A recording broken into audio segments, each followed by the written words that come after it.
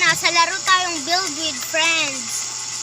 So, nag-build po si Kuya dito ng Jollibee. Tapos, pasukan po natin. Ay, mamaya, ikutin muna pala natin siya.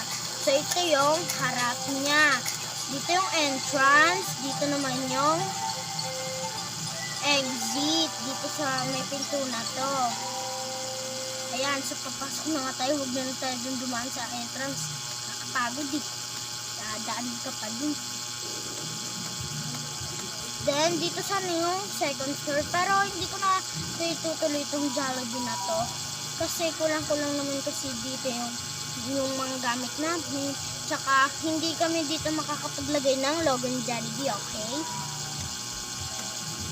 So, paggabi naman, ganito ang itsura niya.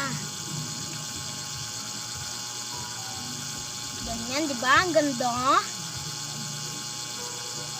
So, ganyan na natin. Umaga. Yan. Ganyan siya. Then, ganito lang yung ano niya, yung lapag niya, ganyan. Tapos, dito naman yung kusina, okay?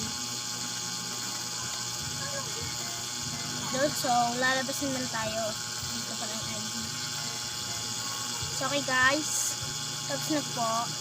Tapos ko na po ipaliwanag. Kaya, magbababay na po ako sa inyo. Bye!